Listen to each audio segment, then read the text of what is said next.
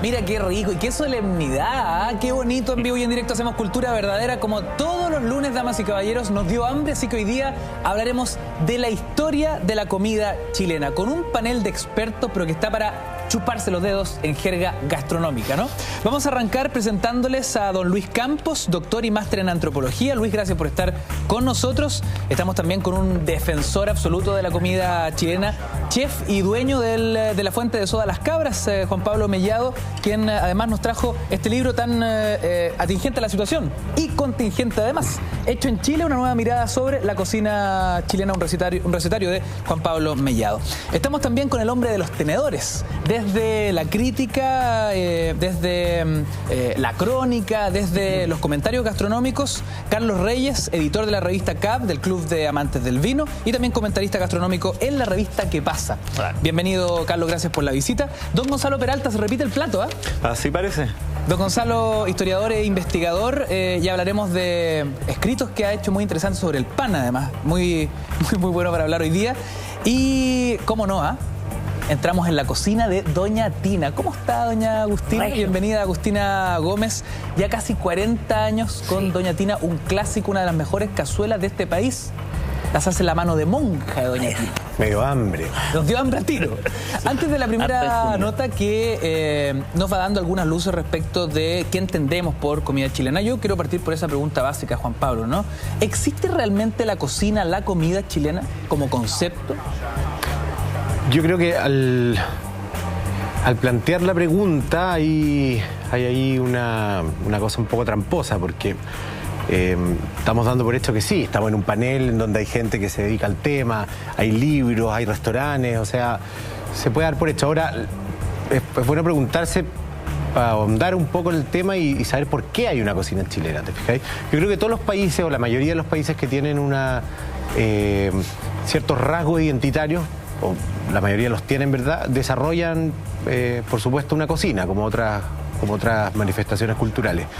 En el caso de Chile, yo creo que no nos hemos dado cuenta a lo largo de la historia, pero sí ha habido un desarrollo de un cierto tipo de comida que ha prevalecido frente a otros, digamos, ¿ya? Y tiene que ver con varias cosas, yo creo que lo podemos ir desarrollando después, pero con las inmigraciones, con las materias primas que están acá, y luego con la forma con que las formas que toman esas materias primas o las cosas que se hacen con esas materias primas son muy importantes. Por ejemplo, el aliño, ¿ya? Tú puedes tomar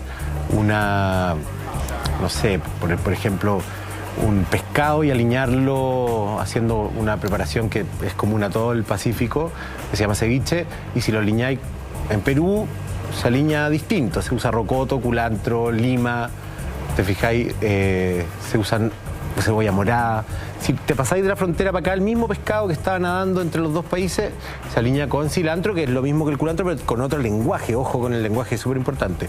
Se alinea con limón amarillo, se alinea con cebolla blanca, se corta más chico el pescado, no se le pone... ¿Cachai? Entonces, al final, yo creo que tiene que ver, la existencia de esta cocina chilena tiene que ver con cómo se terminan las cosas, ¿eh? Yo creo que apunta un poco hacia allá. Los últimos pasos de las recetas, y no sé si están de acuerdo con Gonzalo, conmigo. ¿de acuerdo con lo que plantea Juan Pablo? ¿Existe realmente una cocina, una comida chilena? Sí, por supuesto. Ahora, yo creo que hay algo que puede ser interesante de examinar, es que uno, cuando le preguntan sobre cocina chilena, inmediatamente piensa en los platos tradicionales, ¿cierto? En la cazuela, en la carbonada, en los porotos, etcétera. Pero yo creo que lo que puede ser más interesante ahí es que la cocina chilena es algo que se está haciendo.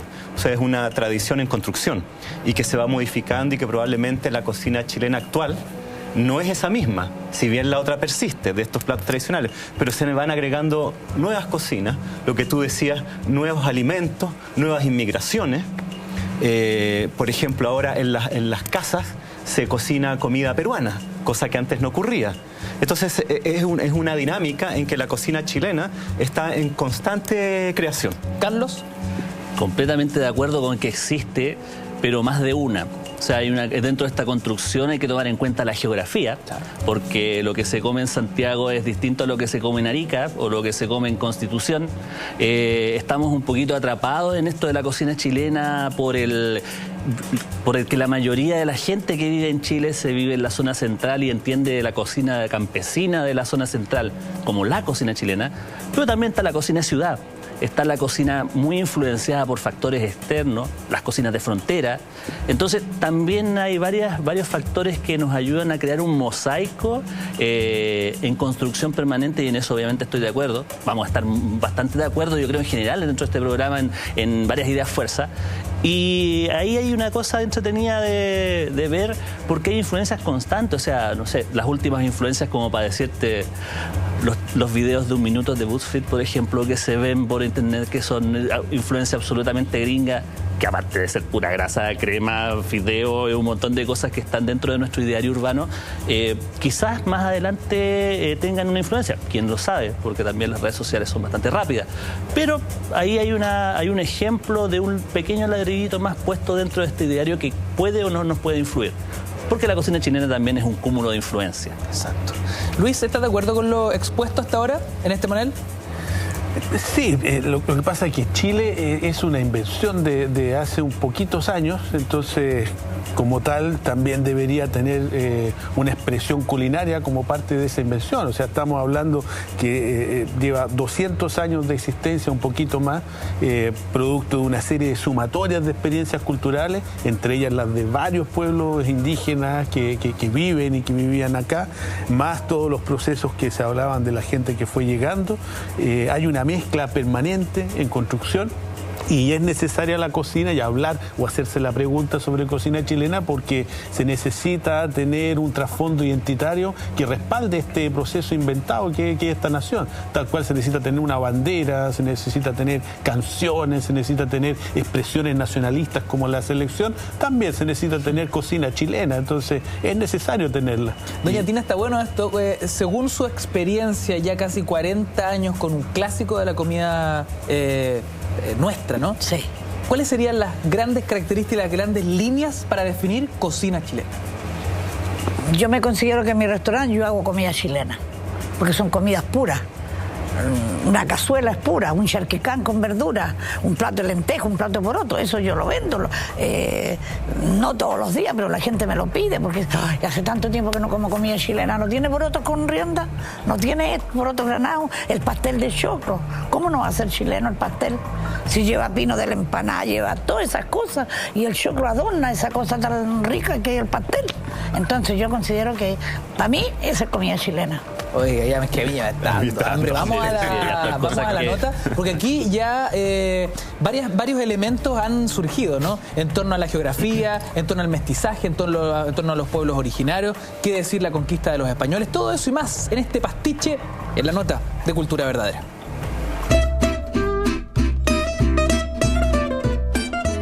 Ser vivo, para mantenerse como tal, precisa alimentarse. El hombre no es una excepción y nuestro paladar recibe el alimento con gusto. La comida nos reúne en torno a una mesa, una ceremonia, el disfrutar, compartir en familia y también con amigos. La cocina china es posible reconocer en torno al salteado. La japonesa se caracteriza por el uso de lo crudo. Mexicana se destaca por picante. Pero, ¿cómo podemos reconocer nuestra comida criolla?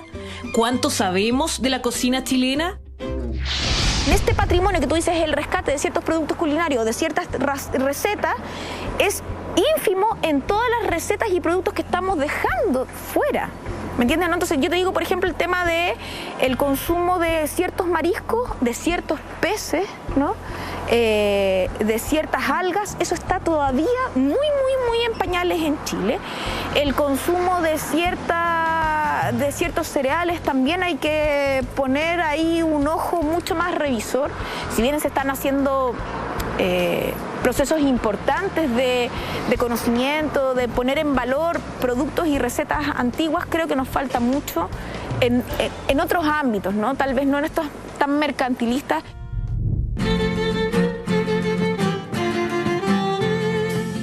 Fusión entre lo indígena y lo español, donde emanan sabores, aromas, gustos y tradiciones de nuestra cultura. Las plantas de cultivo, el zapallo y quinoa fueron las que rápidamente asimiló el paladar de los conquistadores. Las calabazas y ollitas criollas gozaron una apreciación pareja entre indios y españoles. Pero lo propio está siempre alterándose, cambiando, adoptando nuevos elementos que con el tiempo serán entendidos como parte constitutiva de lo personal, regional o local. La cocina nunca ha sido como cocina originaria, la cocina tiene como base el mestizaje. No solamente, bueno, uno cuando habla de mestizaje se refiere solo al contacto entre españoles e indígenas, ¿no? Pero los propios indígenas pertenecían a grupos culturales distintos y enriquecían sus dietas culinarias con los contactos culturales. O sea, los incas colonizaron a una serie de pueblos, tanto en el norte de Chile como en Perú y en Bolivia, y esos contactos no implican una invasión, digamos, destructiva, sobre todo en lo culinario, que lo culinario permite, o sea, es como esencia el ingreso y el mestizaje, ¿no? Entonces, las cocinas, cuando uno habla originaria, ya son cocinas que son mestizas.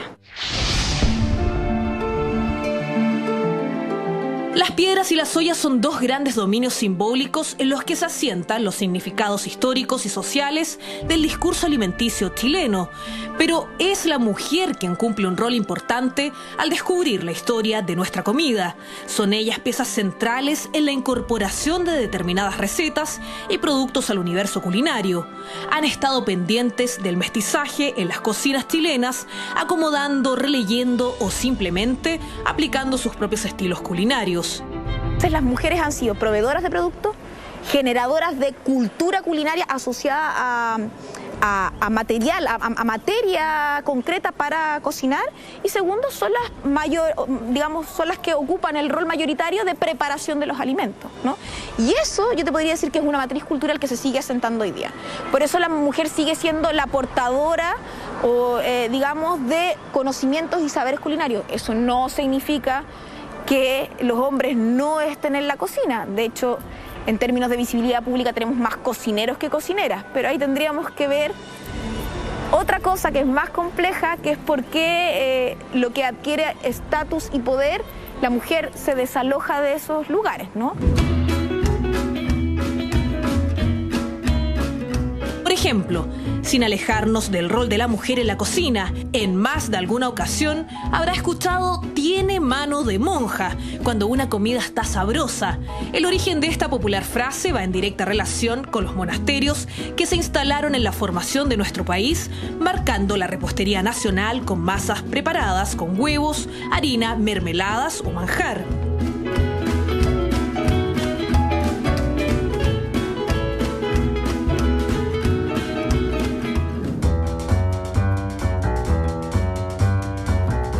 Sin duda, a fines del siglo XIX, cuando se gesta una gran transformación con la aparición de restaurantes franceses y con la incorporación de cocineros de ese origen en las casas de las élites en Chile.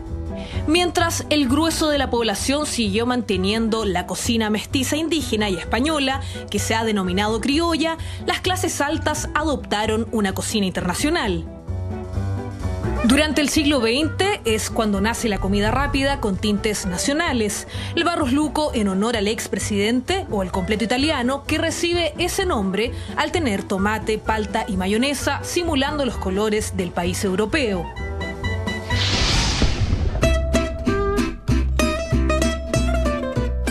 En cocina, al igual que en otros lenguajes, lo propio chileno tiene que ver con estilos que se mantienen, producto de un mestizaje culinario, ingredientes que nos hacen recordar de dónde y quiénes somos.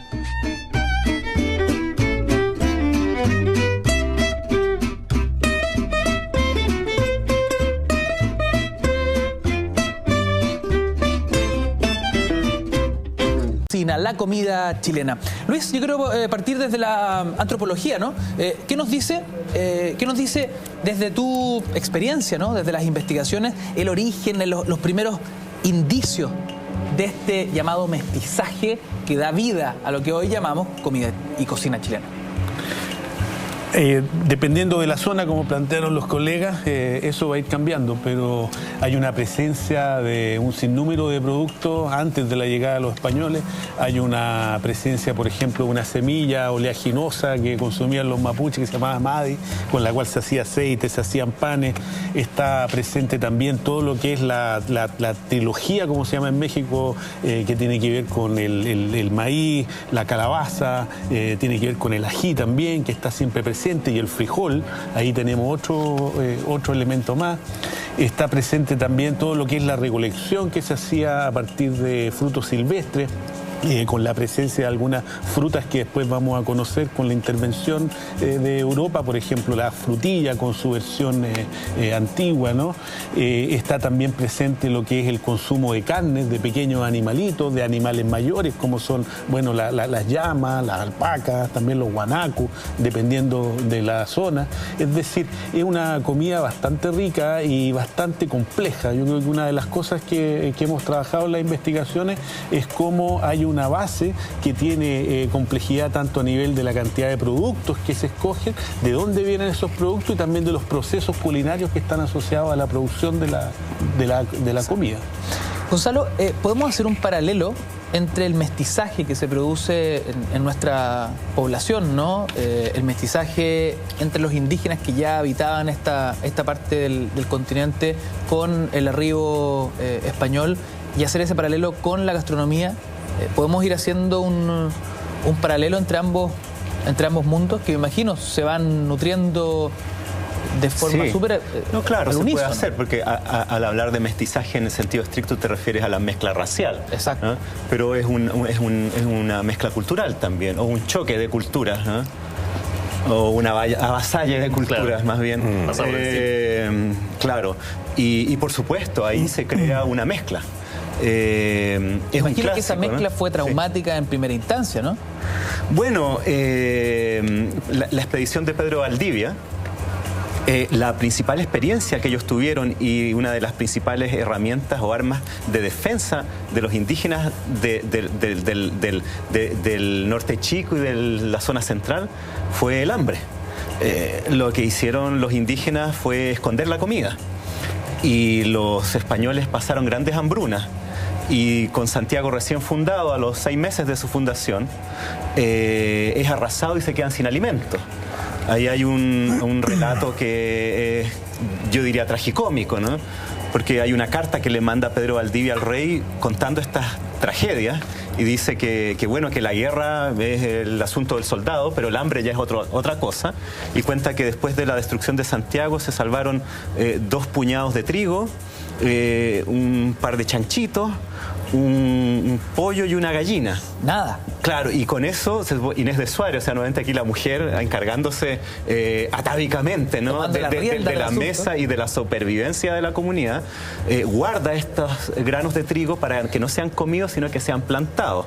Y también guarda con mucho cuidado esa gallina porque todos la codiciaban para comérsela, para que diera huevos. Y a esa gallina le pusieron el nombre de Eva, porque se supone que fue la madre de todas las gallinas de Chile, ¿no? Excelente. Y esa fue la situación en que estuvieron los españoles por varios años, comiendo unas especies de cebolletas, como unos pastitos y pasando hambre. Oye, así que la entrada fue así. Tantos capítulos históricos acá en Cultura Verdadera y la verdad nunca habíamos hablado de la hambruna que pasaron los españoles al llegar. Estrategia de guerra por parte de los indígenas. Claro. Muy interesante porque cuando uno ve los cuadros de la época, ¿no? Los cuadros que aluden a aquella época, uno ve siempre españoles bastante robustos, fornidos, ¿no? Algo mofletudos a veces. Claro, bien alimentados. Y me imagino que estaban medio escuálidos. Sí, sí, no, había descripciones de los conquistadores en esos primeros años que eran verdaderos como pordioseros, ¿no? Vestidos de cualquier manera, con cuero y comiendo mal. Sí. Sí. O sea, hay un tema interesante en la pasada del trigo al maíz, ¿no? ¿Qué podemos, o del maíz al trigo más bien, qué podemos acotar respecto de eso? En el caso del trigo, acompaña la conquista y de una suerte también es un invasor. El trigo progresivamente reemplaza a cultivos como la quinoa. La quinoa hay evidencia de que se cultiva en el centro de Chile desde hace 3.000 años, cultivada, ¿sí? Usted va y pone la semilla y sale algo por parte de los indígenas de la zona, de los pueblos originarios. Y se reemplaza, el trigo básicamente pasa por encima de ese cultivo de grano tradicional y es una de las grandes imposiciones, diría yo, de una cultura sobre otra. Otro aspecto también es importante, es el alcohol. Tiene que ver con que los pueblos originarios hacían chicha de algarrobo, de maqui, de distintos productos a lo largo de todo, digamos, el Gualmapu. Cuando llegan los españoles traen dos elementos absolutamente diferentes, que es el vino propiamente tal, con una graduación mucho mayor, y también el aguardiente. O sea, hay que imaginarse una persona que nunca toma, que no tiene ni siquiera memoria genética para poder procesar un alcohol tan fuerte como es el destilado. Y eso también impactó muy fuerte a las comunidades indígenas junto con las enfermedades. Entonces, ese choque cultural que aludía Gonzalo es súper potente de verificar respecto a los cambios de los patrones alimenticios y de bebida de los indígenas. El maíz, pienso que sobrevivió a eso porque también es un grano que es muy nutritivo, muy sabroso, muy fácil de digerir, y ya lo conocían los españoles porque obviamente venían desde el norte ya conociendo, probándolo y adaptándose durante años a ese alimento, y me imagino que teniendo 3 puñaditas de trigo durante varios años tuvieron que verse en la obligación de comer alguna mazorca por ahí. Ahora, es importante en ese tema plantear que no es solo la visión del colonizador la que se termina imponiendo. Aquí hay los agentes que eran los indígenas, ellos tenían agencia, ellos también tenían la capacidad de interpretar y incorporar las cosas de los otros. Estamos en una lógica de guerra en donde cualquier elemento del enemigo es bueno de ser capturado. De esa manera incorporan el caballo, por ejemplo, que luego, pasan a montarlo y pasan a tener ejércitos con caballos, pero primero se lo comen. Ellos no tenían el caballo y es incorporado a la dinámica, y lo mismo con el trigo. El trigo es un elemento foráneo, pero sin embargo se incorpora a la dinámica ritual, que es quizás el centro más duro de penetración a una cultura, y sin embargo hoy día todos los rituales mapuches hasta hoy día tienen el trigo. Se comen catutos, se hace el mudai. Es decir, hay un concepto que trabajamos nosotros que era la adecuación estructural. Cuando hay semejanza entre las culturas es posible incorporar los elementos, pero ya no desde una lógica de que estoy cambiando, estoy interviniendo tu vida permanentemente, sino que yo me puedo aprovechar de aquello que viene llegando afuera para potenciar mi propia cultura. Ahora, mi propio proyecto cultural, y eso hicieron los pueblos indígenas. Fue un paso posterior, supongo yo. Inicialmente fue rápidamente. Fue así de... No, rápidamente, el caballo inmediatamente. El trigo inmediatamente. La lógica de guerra, y esto lo trabaja el Álvaro Jara, ahí el Gonzalo lo conoce, implica precisamente el cómo responder a la invasión a partir de la comida, a partir de prohibirle la comida a los otros, pero seguir produciendo tus comidas. Iban a dejar el trigo y a cultivarlo en zonas bastante inhóspitas, precisamente para poder esconder. Escondían debajo de la tierra, en hoyos, es decir, hacían todo lo posible para mantener el estatus culinario y, sin embargo, negárselo al otro, pero incorporando las cosas del otro. Incorporaron todos los procesos culinarios a través de las cautivas. Es decir, secuestraban mujeres para tenerlas de cocineras y así ir aprendiendo. No es que haya una negación ahí. En esa época era incorporemos todo lo que se puede del otro. Si nos podemos vestir como español, si podemos comer la comida de él, es lo que hay que hacer. Qué dato interesante, secuestraban mujeres con la finalidad de convertirlas en cocineras. Sí, claro.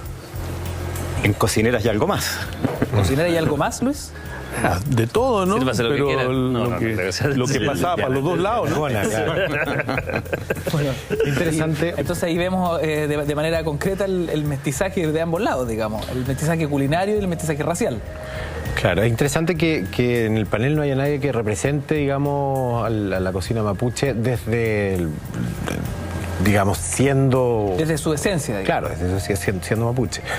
Por supuesto que todos tienen alguna idea, algunos más que otros, pero... Unos genes más, unos genes menos también. Claro, y todos probablemente los tenemos. El tema es que lo tenemos tan como olvidado en realidad. Yo siempre me he preguntado cuánto de indígena se mantiene en la tradición culinaria chilena. Y yo creo que me atrevo puedo equivocarme, pero me atrevería a decir que hay bien poco, fíjate, hay mucho más de todo lo que vino después de la llegada de los españoles y las posteriores colonias, Italia, o sea, las colonias que han llegado a Chile que han dejado su huella, la italiana, la alemana principalmente. Yo te diría que la alemana es uno de los casos más emblemáticos. Si tú pensáis, la cocina pública chilena es eminentemente alemana. La Fuente de Soda tiene pernil, papas cocidas, mostaza, chop. Y el Fuente de Soda es el lugar donde se come, hay en todos los pueblos una o dos, ¿te fijáis? Alguien discutía este tema, que Chucrut, un alemán compadre. jamás le va a decir chop al chop, digamos, al que conocemos nosotros. Hay una cosa extrañísima ahí, ¿no? Sí. Bueno, esa no sé es por una qué de puede las ser, influencias también, pero también están los métodos de cocción, por un lado, que también estaban arraigados también en la cultura. El cocido siempre ha existido. El charquicán tiene una derivación la palabra, antigua, la palabra, can, tiene que ver cocido remite también. a la vasija, y todos los o sea. sufijos can tienen que ver con eso de guisado, charquicán, luchicán, tomaticán, digamos. Pero claro, son construcciones que son más bien simbólicas, quizás en relación, de repente son platos que están dentro del ideario hispano y también está dentro de los pueblos originarios. Desde luego que lo hay. Lo que yo planteo o me pregunto acá es cuánto en el proceso de mestizaje que ha tenido Chile a partir de la colonia, cuánto esta aspiración un poco por no ser locales, por no ser ni indígenas ni mestizos, por estar mirando constantemente Europa, por tratar de imitar un poco lo que pasa allá, posteriormente a lo que pasa en otros países, o imitar directamente lo que venían haciendo la gente que llegaba como inmigrantes. ¿Cuánto de esta ciutiquería, finalmente, de este mirar para afuera con ansias de ser parecidos a ellos, se transforma en cultura finalmente? Se transforma en una nueva, o sea, es una ciutiquería de alguna manera virtuosa, ¿te fijáis? Porque yo insisto con el ejemplo del restaurante popular chileno, a pesar de que sea una copia directa o un intento de copia directa, te pongo el ejemplo de la Fuente de Soda, lo conozco muy bien, al restaurante físicamente, que es norteamericano, el diner, las butaquitas, el espejo, las sillas back to back, esa es una copia directa al diner gringo. Y por otro lado, la comida alemana, medio italiana, medio española, ¿cachai? Pero esa mezcla de cosas al final, ese sincretismo lo transforma con 3 o 4 elementos en un nuevo animal, que es un quiltro, que es profundamente chileno. ¿Te fijas? Entonces, cómo este proceso, que para mí es mucho más interesante, cómo este proceso ha dejado de lado lo puro y se ha convertido a partir de esta ciutiquería, te digo, como de esta búsqueda de la identidad fuera de Chile, nos ha remitido a una nueva identidad, que es a partir de la copia y de la... Dejamos este tema de extensión, ¿no? Porque parece interesante para que lo discutamos más adelante, pero volvamos a la historia, Luis, y volvamos a la revisión de cuando aparecen los españoles en esta parte del continente. Cuando yo hablo de este choque cultural, ¿qué tan duro fue para los pueblos originarios, por ejemplo, los nuevos cultivos que traían los españoles, que imagino arrasaron con toda una tradición milenaria en torno a lo que hablábamos, el maíz? La relación interétnica termina siendo catastrófica para los pueblos indígenas en general, y termina siendo catastrófica no porque vengan nuevos cultivos que vayan a intervenir en la vida básica de los pueblos, sino simplemente porque se establece un régimen colonial en donde se establece un proceso de esclavitud, de guerra, de exterminio, de persecución directa, de destrucción de la base productiva que tenían estos pueblos. Entonces, ante esos procesos era muy difícil poder mantener una base cultural. En algunos lugares de América, el 90% de la población originaria falleció entre los primeros 50 y 100 años. O sea, fue un exterminio... Sí, en pueblos amazónicos, por ejemplo, donde habían una aldea con 50 personas, quedaban 5. O sea, en pueblos mayores, que en México habían 25 millones, terminó quedando 2,5 millones. Igual era una base sustentable como para poder mantener las tradiciones que se ven hasta hoy día. Lo mismo le pasa al pueblo mapuche. Pero, bueno, al pueblo aymara, pero el problema acá es que hay una tradición que se ve interrumpida, se ve golpeada, pero por otro lado no desaparece. O sea, hoy día en la Academia Humanismo Lista nosotros trabajamos con investigaciones con pueblos indígenas que están presentes. No es que hayan desaparecido, sus tradiciones culinarias se transformaron, todo en el fondo en mestizaje. Claro. O sea, las cosas se van modificando. Y ahí es muy raro plantear el tema con la comida italiana, porque la comida italiana es tomate, y el tomate es mexicano. La comida alemana es papa, y la papa es americana, ecuatoriana, es chilena. Es decir, o sea, cuando nosotros incorporamos las cosas, que me gustaría apuntar después. Es incorporación e invasión. Cuando la incorporan los italianos, es innovación y apropiación indebida o debida, no lo sé. Pero hay una manera distinta de mirar ambos procesos de incorporación, es decir, tortilla de papa como plato español, si la papa es americana. Pero la papa o la materia prima no define la identidad del plato, en ningún caso. Ese es el punto de vista saber hacer. Lo que se hace con la papa es lo que define la tortilla de papa es un plato español, el gnocchi es un plato italiano y la papa es una materia prima americana. Y la materia prima no es cocina hasta que no está manipulada. Ah, pero eso es colonialismo, nuevamente. Y por cocina te digo una cosa cultural. Previo a la cocina está la materia prima, que es biología. ¿Cachai lo que te estoy diciendo? Sí. Y es completamente, desde mi punto de vista, atenta harto contra la forma que podemos definir nuestra cocina si le achacamos la culpa, le damos el protagonismo a la materia prima. La materia prima no manda, en solo algunos casos. Y te pongo un ejemplo, mira, para que se entienda mi punto de vista. Oye, a ver, tenemos un loco, mira, tenemos un loco crudo. ¿Eso es cocina chilena? No. No, eso es una materia prima. Que esté en Chile es una casualidad biológica. A ese loco, tú lo dejas crudo, lo cortás en tajadas y le ponéis soya y wasabi, ¿qué es? ¿Cocina chilena? Es cocina japonesa. A ese mismo loco lo cueces, le pones lechuga y mayo y le pones un nombre que se llama loco mayo y es cocina chilena. Por lo tanto, la materia prima no manda lo que se hace con la materia prima. La cocina parte con la manipulación de las materias primas.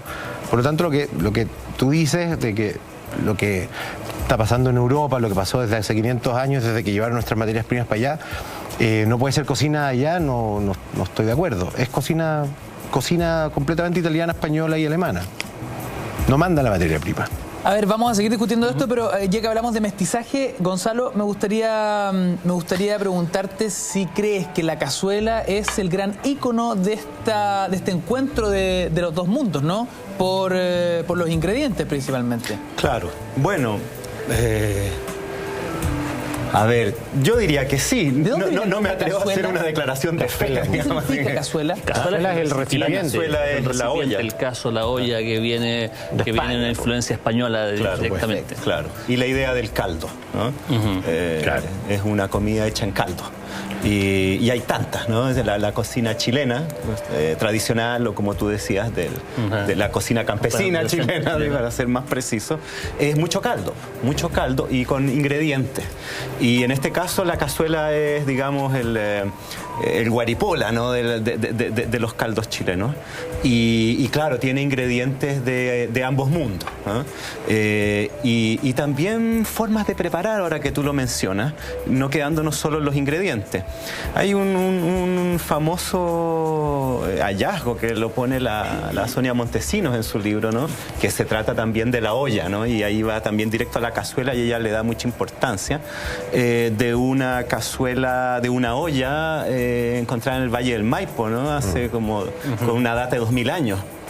Y que en el interior tenía varios ingredientes, que tenía ave, mariscos y unos productos de río, puesto en capas. Entonces eso podría ser, en cierto modo, el antecedente más antiguo de una cazuela o de una especie de cocimiento, tal vez. Y esos restos se dataron en 2000 años. Entonces ya había un antecedente acá de preparados de esa forma, ¿no? En una olla, con un líquido, con ingredientes variados. Está bueno esto, Carlos. En torno a esto, ¿cuál sería, según tu visión, la historia de la cazuela? Bueno, desde ese momento en que se encuentra el saber español de la olla podrida, del cocido español, que tiene que ver con un caldo, que tiene que ver con productos que están fuera del plato, una vez que se cuece esto se separan, digamos, las partes secas versus el caldo, y con este hallazgo también que tiene que ver con algo mucho más lejano en el tiempo, que tiene que ver con esta olla y este cocimiento, que son una de las técnicas culinarias más antiguas que existen en la humanidad. Hay un nexo, hay un encuentro entre dos mundos finalmente, pero obviamente acotado dentro de las circunstancias y el hecho también de que existían, bueno, los españoles comían bastante más que los pueblos originarios en términos de cantidad, eso por un lado, pero a los españoles no se hicieron ningún problema en cambiar los garbanzos por los porotos, o cambiar los garbanzos, o cambiar la carne por los carnes de los animales o los mariscos, incorporar la papa, incorporar el choclo, que son los elementos esenciales de este cocido, y no por nada se ha mantenido en este momento. Mañana posiblemente en el casino de la empresa donde yo trabajo voy a comer una cazuela. Entonces eso también da cuenta de una continuidad y una mezcla de saberes a lo largo del tiempo que ya lleva por lo menos 450 años de vigencia. Y como dice Gonzalo, hay una continuidad respecto a técnicas culinarias que se nos hacen imprescindibles, y ese es un nexo entre todos los chilenos. Bueno, entremos a la cocina de Doña Tina. Yo no quiero poner en duda la calidad de la cazuela en su empresa, don Carlos, mañana quizás, pero quizás una de las mejores cazuelas es la que manufactura con sus propias manos, mano de monja, decía yo, Doña Tina. ¿Cuál es el secreto de su cazuela, Doña Tina? Una buena cazuela, contundente, rica, calentita. La verdad que en este minuto yo creo que en el minuto que uno la está haciendo sabe lo que está poniendo ahí. Una buena carne, tapapecho, por ejemplo. Ese da un caldo muy rico, con todas las verduras, zanahoria, pimiento, ajito, todo eso. Y eso va conteniendo este caldo rico que uno le pone después que está cocida la carne, ¿no es cierto? La carne tiene que cocer media hora y las papas tienen que cocer 20 minutos. Le va poniendo después y se hace ese caldo rico entre carne y verdura. Y eso para mí es una buena cazuela. El choclo, el zapallo, la papa, los porotos verdes y el arroz. Listo, esa es la mejor cazuela para mí. ¿Se acabó? Pero Doña Tina, usted nos dijo fuera de cámara algo que nos llamó mucho la atención, casi como una cazuela ética. Usted me dijo en algún minuto algo de que la cazuela, ¿cómo fue? ¿Se acuerdan? Los ingredientes honestos. Los ingredientes Con honestos. la honestidad de la cazuela. ¿A qué se refería? Los con ingredientes honestos. Las cosas puras, pues. O sea, sin cuchufleta. Claro, pues yo no le voy a echar un caldo viejo a una cazuela mía, me muero. No permito esas cosas. Con fondo. El fondo de la carne, el caldo. Claro, es freír la carne, cocerla rica, todo, y que sea buena carne. Claro, yo no puedo hacer no sé, ponerle lo que no es a una cazuela. No me atrevería nunca a poner algo que no va en la cazuela. O sea, una caluga de caldo usted, pero sería algo criminal. Nunca, ni para la que se nota gente que trabaja, jamás. Se nota el tío. Que me perdonen la gente que hace esas también cosas. Hay un tema que es importante tomar en cuenta ahí respecto a que nosotros, o por lo menos los que trabajamos en gastronomía o que vamos a restaurantes y que tenemos más oportunidades de comer preparaciones con una técnica más cercana a la naturaleza, podemos notarlo. Pero también la vida moderna te implica el uso de productos que aceleran, digamos, ciertos procesos culinarios que antes se hacían en la casa. ¿Usted cuánto se demora en hacer una cazuela, por ejemplo? Como 1 hora y media. Claro, y ahora una cazuela se puede hacer en media hora si se ocuparan, digamos, los insumos Cocinar bien es industriales. cocinar con tiempo. Hacemos un breve alto y seguimos hablando de cocina y comida chilena acá en Cultura Verdadera. No te vayas.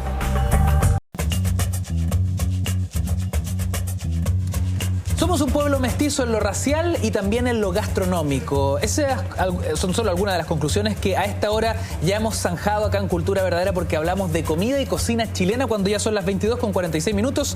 Hashtag abierto Cultura Verdadera en el @mentiras la red. Con un panel de expertos vamos definiendo las claves de lo que podríamos llamar la cocina criolla, la cocina chilena. Ahora, ¿cómo podemos ir buscando, Carlos, el aporte indígena, los principales aportes, ¿no? En lo indígena y también en lo español para este mestizaje del cual hemos venido a hablar? Bueno, lo indígena y lo español es el primer gran mestizaje.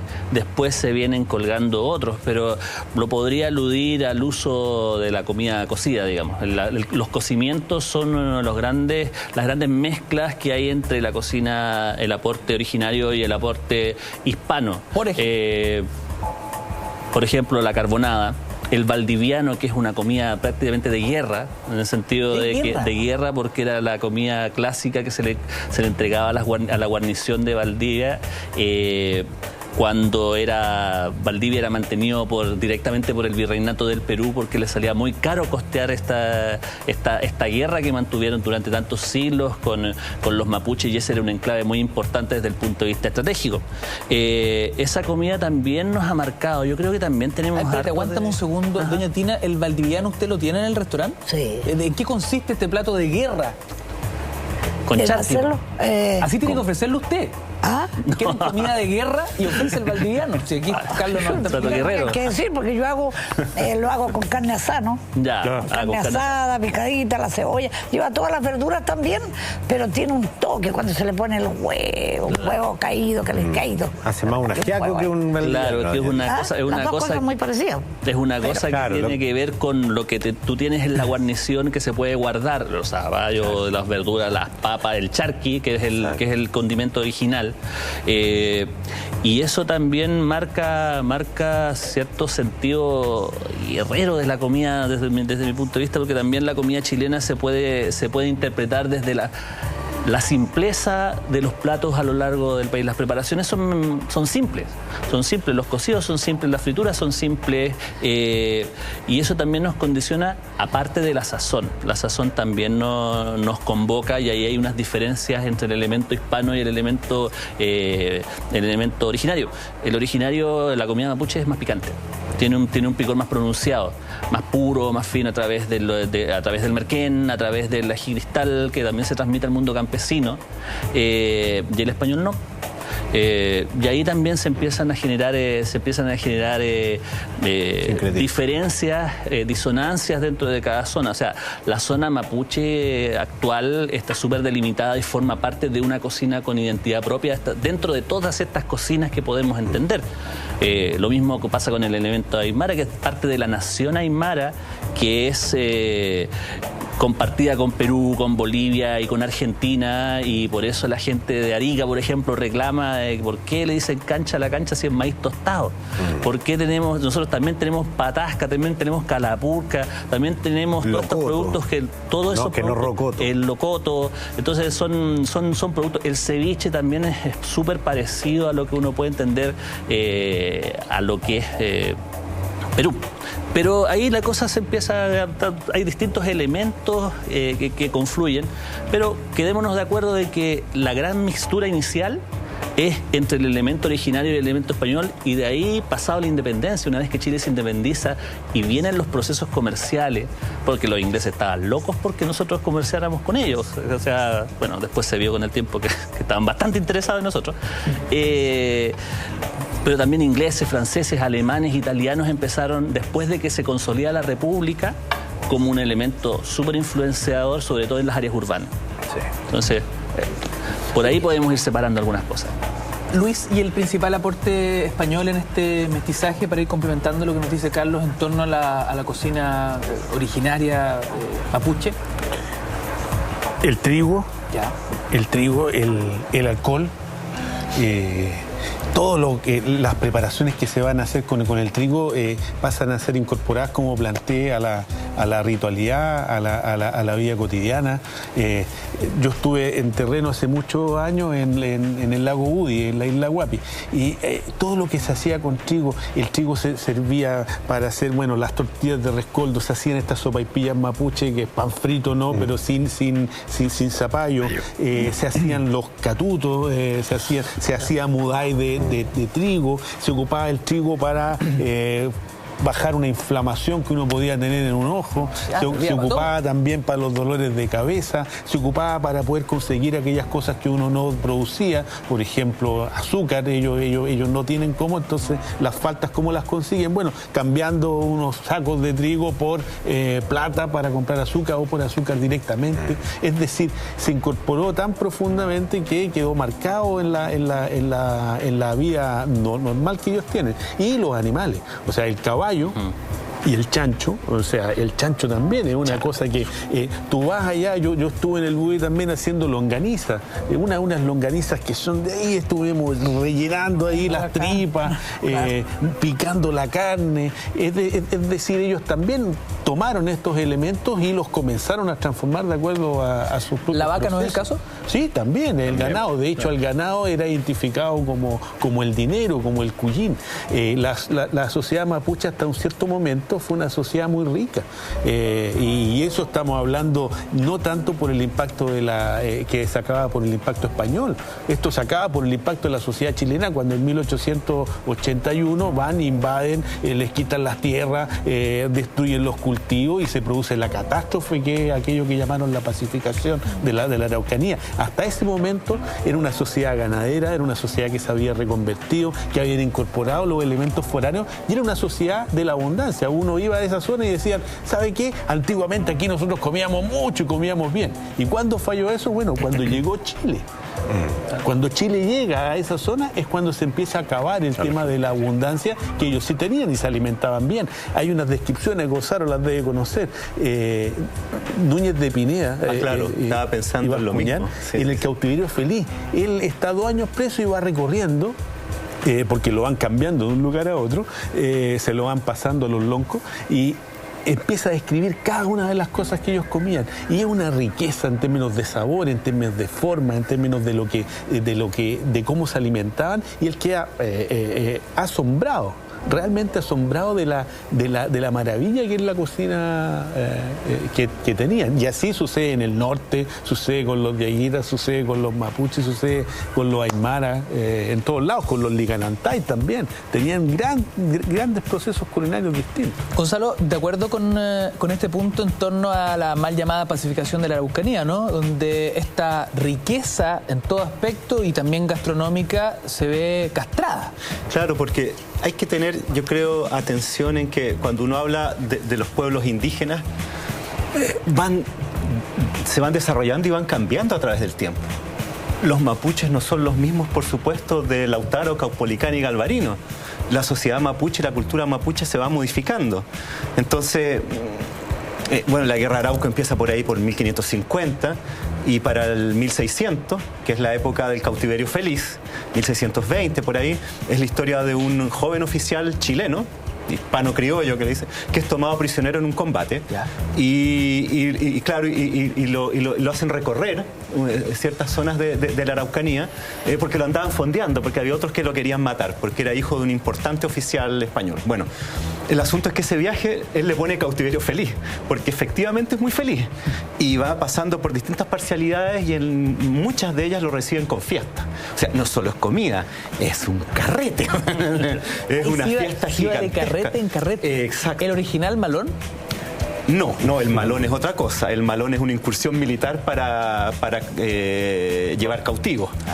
Ahora se usa malón de que uno se junte y todos llevan distintas, qué sé yo, el trago, la comida. Nada que ver. No, nada que ver. En esa época esto eran grandes banquetes y donde llama la atención justamente que ya están incorporados productos, digamos, europeos. Se hacen asados, ¿no? Y él describía de todos los animales. Lo que llamaban ovejas de la tierra, o sea, llamas, guanacos, pero también de vacas, de chanchos, de cabras, sí, o sea, fue el primer pescado, Anthony marisco.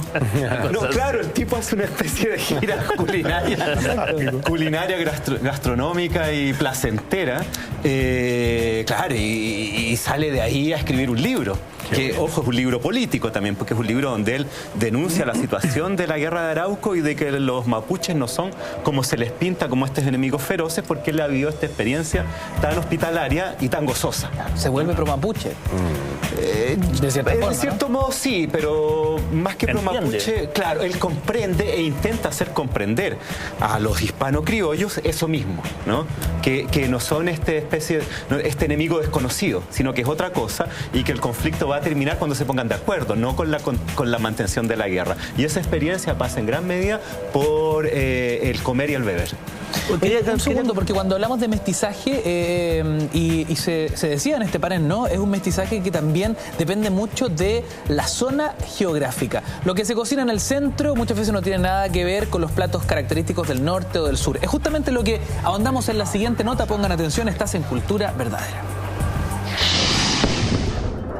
Se sabe que los conquistadores trajeron a Chile las bases de la futura alimentación criolla: trigo, cerdos, pollos, bueyes, toros y vacas. Los araucanos proporcionaron las papas, el maíz y los porotos.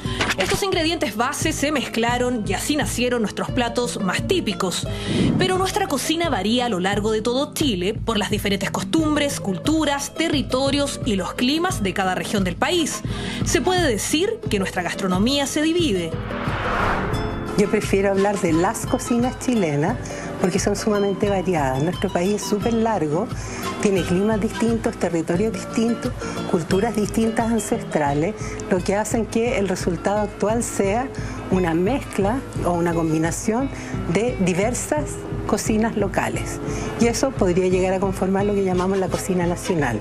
Prefiero hablar de las cocinas chilenas y no de la. No es una única. Son cocinas plurales porque tiene que ver con una trayectoria de juntar, unir, desunir, probar, desechar. Y eso es un proceso de largo, ¿no? Entonces, porque las personas lo que hacen cuando comen es estar constantemente probando una dieta y dejando procesos que van afiatándose en el tiempo y por eso esas son como las cocinas más tradicionales que van teniendo una matriz más asentada, digamos, ¿no?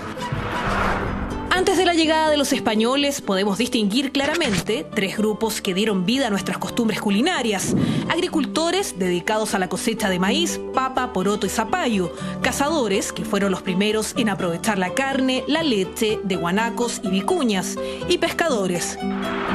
En la zona norte de las culturas originarias del altiplano andino, aymara y atacameña, así como de la tradición mariscadora de los changos de la costa, la cocina tradicional del norte integra productos como la quinoa, la harina de maíz, el charqui y la carne de camélidos, formando una dieta de alto valor proteico. El plato típico pero desconocido es la calapurca, una sopa que contiene carne de alpaca, maíz, papas y que se cocina con piedras calientes en una olla. Claramente, en la zona norte, los carnes que se consumían antes tenían que ver con pacas, auyama, cuye y pescado, los pescados que hay allá en la costa. Que va adentro del recipiente, entonces tú consumes con la piedra allá adentro. Y anteriormente esa piedra no era cualquier piedra, ¿no? Venía de un cerro y entonces era una piedra femenina o masculina, o sea, había todo un simbolismo para poner esa piedra adentro de un plato. Papas, variedades de papas nortinas que son tan sorprendentes y tan ricas como las que hay en el sur, en Chiloé, que son ahora como el boom también. En el norte también hay una variedad de papas impresionante. La zona central tiene gran influencia campesina, guasa e inmigrantes de diferentes nacionalidades. Aquí es imposible dejar de nombrar los porotos con mazamorra, humitas, carbonadas, pantrucas y charquicán. A la hora de celebrar destaca el asado y para los postres las estaciones tienen mucho que decir. Leche asada y arroz con leche son, por ejemplo, los preferidos del invierno. Mote con huesillo y variadas frutas como la sandía y el melón sobresalen en el verano. Entonces, claro, en el centro-sur, nosotros el contacto cultural que podríamos evidenciar como de mayor presencia tiene que ver con lo español, con todo lo asociado con las carnes. Tiene que pensar que tenemos zonas del país en el sur donde hubo una llegada bastante masiva, digamos, de gente de otros países.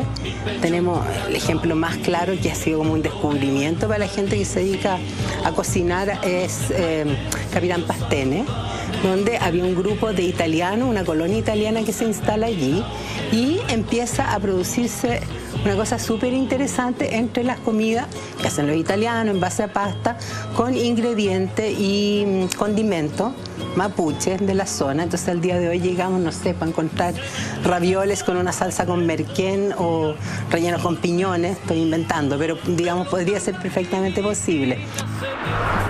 En Rapa Nui, la base alimenticia está en productos del mar como la langosta y el atún, que están entre los favoritos. A ellos se suman distintas variedades de plátanos y frutas como papaya, piñas, guayabas, que complementan la alimentación de la isla. Ya en el sur, la influencia mapuche marca esta cocina con productos como papa, habas, maíz, ají, y también se suma el aporte de la isla de Chiloé con el curanto, chapalele, milcao o asado al palo. Ambas le dan una riqueza gastronómica muy amplia a esta zona del país. Cerca de Puerto Montt, el sitio arqueológico más antiguo de Chile tiene un curanto, ¿no? Entonces, son preparaciones de 14.000 años antes de Cristo. Entonces, son preparaciones con una larga data y densidad cultural. La zona mapuche, a los caldos le denominan como corru, hablan de los corru. Y claro, también tienen carne, papas y otros elementos que la hacen muy parecida. Entonces nosotros generalizamos y hablamos de las cazuelas, pero en realidad tendría que ser los caldos, las sopas, las cazuelas. El consumo de algas en el sur es súper potente, pero claro, el tema de las algas se desvaloriza porque es un consumo, como reemplaza la carne, es un consumo que está menos valorizado, pero es un consumo que es súper rico, que es súper nutricio y que ha sido de larga data en proceso. Entonces en el sur yo creo que tenemos un tema muy potente con el tema de las algas y también de los pescados y mariscos. Conocer la génesis de los platos tan tradicionales de la geografía culinaria como lo es la cazuela, las humitas, el charquicán y el curanto es algo que nos entusiasma para conocer más sobre nuestra cultura. Estoy en la duda, ¿bolso o cartera? ¿Bolso o cartera? Bolso mejor. O cartera, no, tal vez, no sé, la verdad. Elija usted, porque durante marzo esta será la única duda. Porque claro, el seguro obligatorio ya lo tiene clarito. Tiene que ser HDI Seguros Magallanes. Así es, porque al contratar tu seguro obligatorio en cualquier tienda París, Jumbo o Easy, te llevas un práctico bolso o esta linda cartera. Así de simple e inmediato. Ya lo sabes, contrata hoy tu seguro y te llevas un bolso o una cartera solo con HDI Seguros Magallanes. El consejo a esta hora de la noche en Cultura Verdadera. Seguimos, queridos amigos, cuando ya son las 11 de la noche con 4 minutos, estamos repasando la historia de la cocina chilena. ¿Qué mejor forma de conocer la historia de nuestro país desde nuestros platos, nuestras cocciones, nuestras preparaciones? Y queremos viajar geográficamente, ¿no? ¿Cuál podríamos definir, Carlos, como los platos típicos de la zona norte? Destacando también que hay subgrupos, ¿no? Me imagino que en el norte también hay distintas variables. El norte grande es grande. Entonces también hay una cocina que está muy influenciada obviamente por la nación andina, donde están los platos como la guatia, que es el curanto de la zona andina, digamos, en la zona que también se replica en Isla de Pascua, tanto como en Chiloé. Es una forma de cocinar muy antigua. ¿La guatia? Guatia. ¿En qué consiste la guatia? Básicamente es una cocina con piedras hecha en un hoyo cubierta con vegetales. Exactamente el mismo proceso del curanto en hoyo, chilote y del humo de la Isla de Pascua. ¿Pero otros ingredientes? Básicamente camélidos, papa, yuca, digamos los productos asociados a cada zona. Humita le meten. También hay otros productos, también hay caldos de alpaco, también caldos fricasé, que no es el fricasé que nosotros entendemos, sino que es una suerte de caldo bastante untuoso con chancho. También están digamos, los picantes que son muy tradicionales en el extremo norte, y de hecho en vez de hacer una completada para reunir fondos en el norte, se hace el picante. Entonces eso es parte muy tradicional de las cocinas urbanas. La cocina minera asociada al auge del salitre también tiene algunos representantes básicamente en cocinas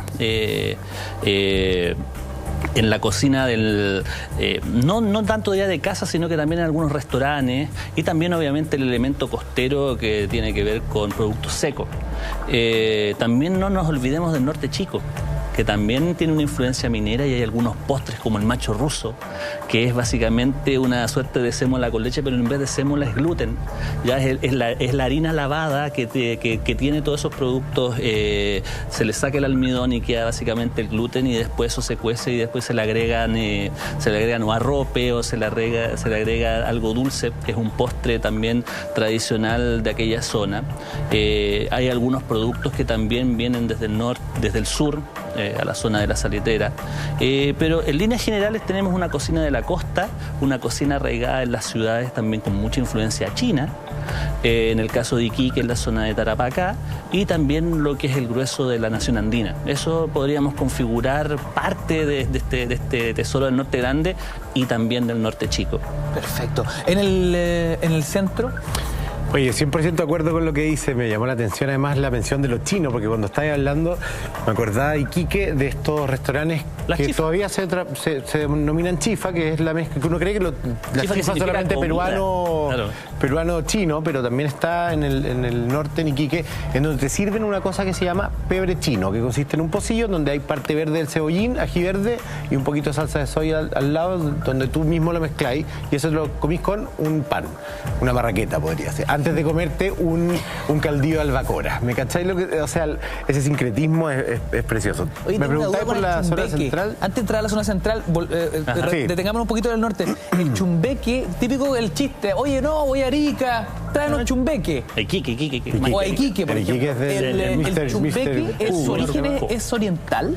El origen tiene que ver con unas melcochas, tiene que ver con las melcochas y con digamos, con los turrones, una suerte de turrón que viene de Perú. Ya. De Perú llega hasta Chile y la familia Q hace ya 3 generaciones lo patenta y lo transforma, digamos, en este producto que es básicamente monopólico de esta producción. Obviamente hay otros y hay otros sabores, hay otras empresas que hacen este producto, pero se afinca en Tarapacá. Y se afinca en Tarapacá porque la colonia china se afinca en la época de las salitreras y ya son 4 o 5 generaciones las que están allá, y obviamente a una se le ocurre hacer dulce. Y esos dulces también tienen esa influencia, obviamente que tienen una influencia peruana primero y se desarrollan en esa zona. Juan Pablo, ¿la cazuela nortina es muy distinta a la cazuela del centro? Haciendo un poco la transición para llegar a la zona Yo te central. diría que la cazuela va variando dependiendo de la temporada y de la geografía. Perfecto. ¿Ya? La temporada te pone, por ejemplo, la chuchoca en vez de del maíz, digamos, cocido solamente, o sea, el choclo. En el norte yo no tengo muy claro exactamente cómo es la cazuela, pero sí he comido caldos distintos, como por ejemplo el que mencionabas tú. O el chairo también, que son caldos andinos a base de papa ya de papachuño. De papachuño. Claro. Entonces, como te digo, no he comido una cazuela en el norte, no me ha tocado, pero me imagino que debe tener papachuño, debe tener el maíz grande. ¿Te fijáis? Debe tener otra y es súper importante. Otra cosa, no va a tener porotos verdes, papa, choclo y... Pero puede que tenga guacatay, puede que tenga el choclo grande. Y son comidas también de mercado. En las grandes ciudades todas estas comidas llegan a los mercados porque son los grandes puntos de intercambio. En el agro iquiqueño, bueno, en el agro de Arica. De Arica yo creo que se comen de las mejores sopas. Claro, de las mejores sopas que hay en Chile se pueden comer en Arica. Junto con lo que maravilloso en la culinaria de esa ciudad. Sí. Tengo una duda, paréntesis. ¿Qué es la calapurca, Luis? Una sopa, es una historia que tuve ahí en terreno, en Socaire. Una antropóloga le preguntaba ahí a una señora que cómo se llamaba la sopa y decía, es una sopa de habas con papa, con choclo, y empezó a enumerarle un montón de cosas. Entonces ella le preguntó, ¿y no se llama calapurca? Entonces la señora le dijo, no, se llama sopa de habas con papa, y le repetía, y la antropóloga le volvía a preguntar, pero en el norte le dicen calapurca, ¿será eso? Bueno, es una sopa donde se mezcla también toda esa variedad de cereales, esa variedad de tubérculos que tienen allá, con la papachuño también que se hace. Y en el norte yo creo que no hay que olvidarse de la influencia africana, que es importante porque hay hoy día una presencia de afrodescendientes importantes que están en Arica, que están con un movimiento ya desde hace hartos años y tienen como característica el picante mondongo. El picante mondongo que es guata con pata y con charqui, que es fantástico, y con papa. Tiene una mezcla andina, africana, y de otros lados. Y un poco más al sur, en Chañaral de Aceituno, que estuve comiendo el otro día, el salpicón de lapa, que lo hacen los changos, que también se daban por desaparecidos, pero que están ahí y que hacen un picante maravilloso. La familia Álvarez ahí, que recomiendo que vayan a comerlo, es muy bueno. Aprovechamos para pasar el dato. Claro. Oye, don Luis, ¿y la papa chuño qué es? ¿Cuál es su origen? Tiene que ver con mantener, tiene que ver con la conservación de los alimentos, tiene que ver con mantener la papa de alguna forma que pueda servir para ser utilizada en el tiempo. Entonces tiene que ver con un proceso de deshidratación y de esa manera se va haciendo esta papa que se va secando y luego puede ser utilizada en la medida que es rehidratada o convertida en harina o convertida en otra forma. Pero es súper interesante el proceso porque igual a la liofilización, que es una cosa muy moderna para la que se usan unas máquinas medias espaciales, que es deshidratación por congelación. Lo ponían en los techos o al aire libre, y con las bajísimas temperaturas del desierto esto se congelaba y por la congelación se deshidrataba. Por lo tanto, no es una deshidratación solar, ya que es otra cosa. El resultado es muy distinto. Si tú comís una papa en el norte en una sopa, de verdad tiene una textura distinta. Oye, muy interesante. Para ir avanzando geográficamente, Carlos, ¿el caso de la humita podría ser un factor de transición para ir avanzando en nuestra geografía? La humita tiene que ver directamente con el tamal, que es un elemento americano, que es estos productos envueltos ya sea en hoja de plátano, envuelto en hojas diversas, y acá obviamente en esta zona también se encuentra como envuelta en hoja de choclo, y el maíz es el elemento esencial de aquel producto. Entonces, la humita, paréntesis, ¿es esencialmente indígena?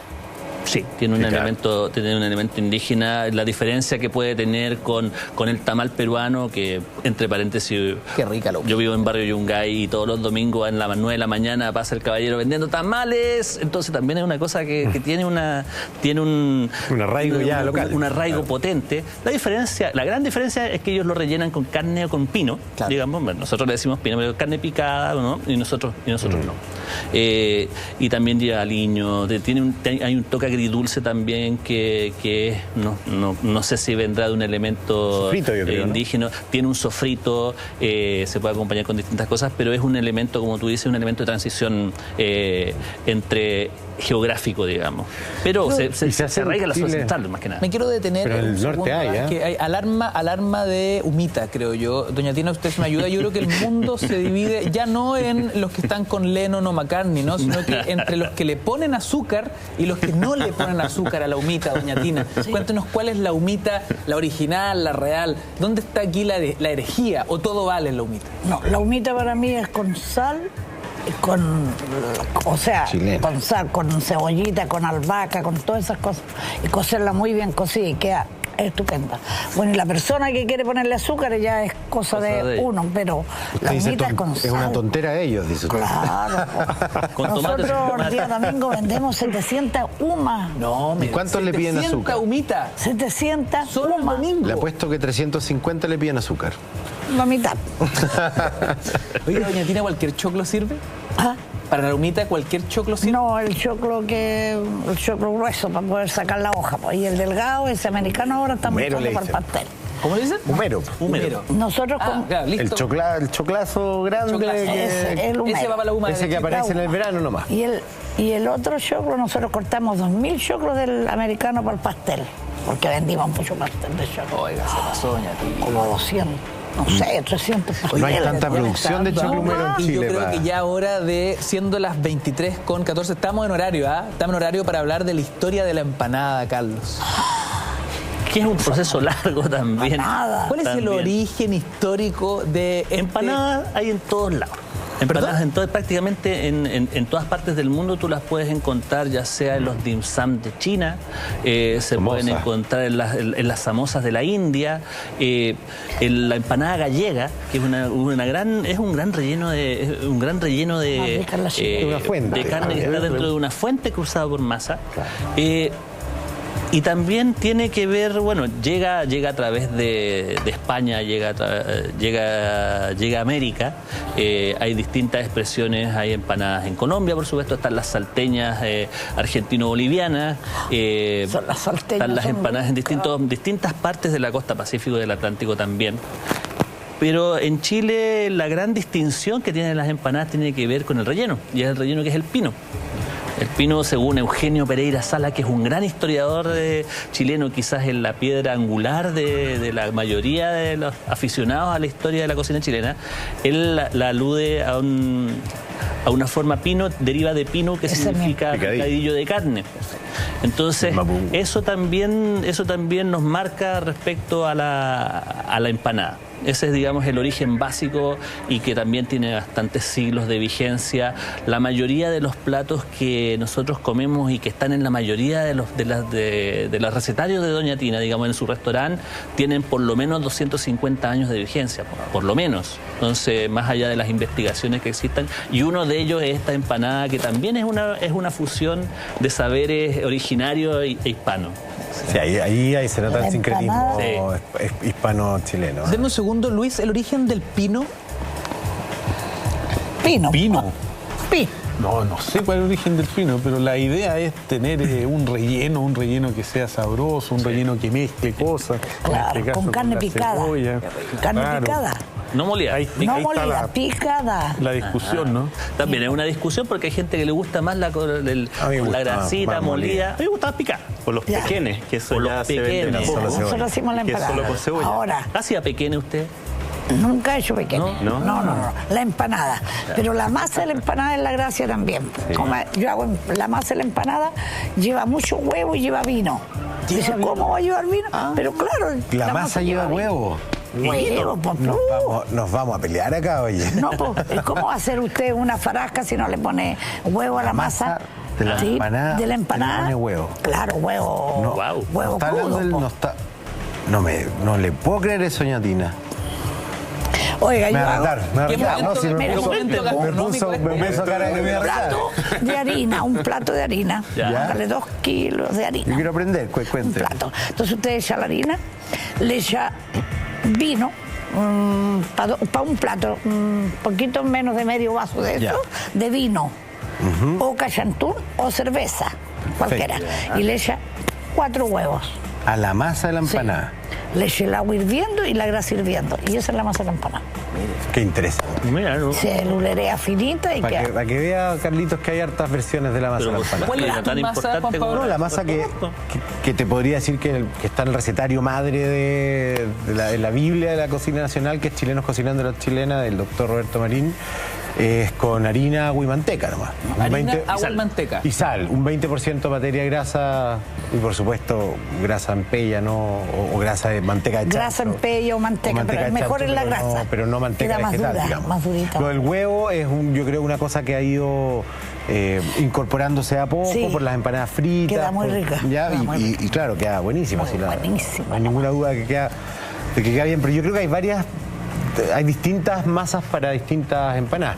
Pero lo más interesante del mundo de la empanada, yo creo, en Chile, aparte de este sincretismo precioso que surge con la llegada de los españoles, con la nostalgia que sienten por comer su empanada gallega, que es con atún, tomate y pimentón, nada que ver con nuestro relleno, pero acá no se encuentran estas cosas, acá hay cebolla, bueno, empieza la ganadería y mezclan estas dos cosas a partir también de esta palabra... el pino, que quiere decir picadillo según Pereira Sala, ¿verdad? Bueno, aparte de esa historia preciosa de sincretismo como medular de la cocina entre indígena y española, a mí lo que más me interesa es cómo fue evolucionando esto hasta convertirse en una cosa que ya es un concepto en sí mismo, que es la empanadería. La empanada frita de mariscos con queso, por ejemplo, una cosa que yo creo que es única de Chile. Yo no sé si ustedes han comido mezcla de mariscos con queso dentro de una empanada en otro país del mundo, yo no. Dejemos la pregunta planteada, hacemos un alto y seguimos con más cultura verdadera. Hoy la cocina chilena se toma este panel, vamos y volvemos.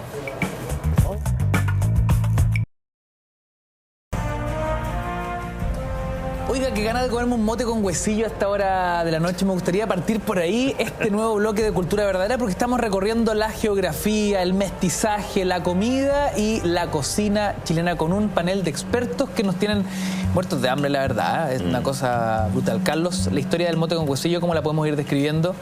Básicamente es un buen misterio el hecho de mezclar el hecho de mezclar este producto. El mote ya es una construcción de raíz indígena. O sea, el maíz cocido crudo, digamos, es una cosa que también tiene que ver con un alimento que se le echa a los porotos, que es una forma de conservar y también se utiliza como postre. No hay un origen definido del producto, pero al momento que se mezcla con este jugo del huesillo y como endulzante y refrescante, se queda y no vuelve más. Te puedo contar lugares buenos donde comerlo. Doña Tina, un lugar también. Desde luego, posterior a 1008, porque sí, antes el azúcar era un bien bastante escaso y lujoso, ¿no? Claro, o quizás la misma cocción prolongada y la reducción del jugo del huesillo lo hizo quizás más almibarado en una época, pero es un plato que sí te puedo decir que es transversal, que cuando ya se empiezan los primeros registros del mote con huesillo, se toma en las casas aristocráticas y se toma a nivel popular y sigue manteniendo ese canon, que también es algo súper interesante de constatar, porque a todo el mundo le gusta el mote con huesillo y también hay derivadas mucho más gastronómicas o más pitucas, como el mousse con mote con huesillo, el helado del mote con huesillo. La también sofisticación hay una del plato criollo, digamos. Claro, y hay muchas sofisticaciones también a lo largo del tiempo y que derivan también en platos que tienen domicilio conocido, como lo que estamos hablando fuera de cámara. Pero el mote con huesillo es una construcción que no tengo ese dato propiamente tal, pero sí te puedo decir que es algo transversal y que tiene un buen rato. Hay algo interesante que decía Juan Pablo en torno al azúcar en algún minuto como un bien escaso y considerado en algún minuto casi como un lujo, ¿no? Hay un libro de un chileno que se llama Historia Universal Frick, donde se narra que en algún minuto el azúcar era un bien tan escaso y era tan lujoso que la gente dejaba que sus dientes se fueran pudriendo, básicamente. Una muy mala dentadura significaba un tremendo símbolo de estatus. O sea, sí, cuando hablábamos en algún minuto del chileno con el celular de palo, lo pelotudos que hemos llegado a hacer, hay historias mucho peores, ¿no? Como que tu dentadura se vaya cayendo a pedazos porque eso quiere decir que estáis comiendo azúcar como loco. No, lo que yo te puedo decir de la historia del azúcar en Chile tiene que ver con que, claro, parte como un bien muy preciado que tenían más en Perú, por supuesto, con su calidad de virreinato, y que traían solo para fiestas muy específicas, las usaban de hecho en forma de alcorzas, que eran imitaciones de platos cubiertos, ¿cachai? Hacían figuras con azúcar como para jactarse, digamos, las familias más aristocráticas de la cantidad de plata que tenían. Celular de azúcar. Claro. Oye, a ver, estamos hablando de mote con huesillo, yo quiero ir a la mano experta, ¿no? Doña Tina, quiero saber cuál es la receta del mejor mote con huesillo. ¿Cuáles son los ingredientes? Primero, caca, azúcar. ¿Qué le pone usted? Primero usar un muy buen huesillo. ¿Qué significa eso? ¿Qué es un buen huesillo? Un huesillo de primera. No puede usar un huesillo, claro, un huesillito chico no, un huesillo de primera. Un guataca, sí, un buen huesillo. Durazno pelado. ¿Quiere que le diga cómo lo hago? ¿Durazno pelado? Peludo. ¿O peludo? No sé, yo compro el huesillo, no sé cómo debe. Un buen, lindo huesillo de primera. Lo lavo y lo pongo a remojar en la noche con azúcar, canela, naranja. Y queda toda la noche el fondo ahí con 100 huesillos remojando. Y al otro día cocerlo unas 2 horas y media, 3 horas. Wow. Bien cocido. Ese es un buen mote con huesillo que los vamos a comer. Después cocer el mote al otro día y postre de mote con huesillo por montones. Qué rico. Pero el huesillo tiene que quedar remojado en la noche para que ablande, suelte su jugo, todo. Y al otro día se cuece. ¡Ay, Dios mío! Quería hacer una acotación respecto al azúcar, porque hay un tema importante. Y para el color, el azúcar obviamente lo trajeron, se trae, digamos, porque es un elemento muy valioso. En Chile hubo cultivos de caña de azúcar en la zona de la Ligua, atribuidos a las haciendas de la familia Lisper, que es la familia La Quintrala. Desde ahí obviamente hay una asociación con las órdenes religiosas, porque las órdenes religiosas eran las que traían el saber de la dulcería española, que a su vez derivaba de los árabes, pero también el pueblo, que era lo que comía, la chancaca, que digamos también es el derivado, la panela, digamos, y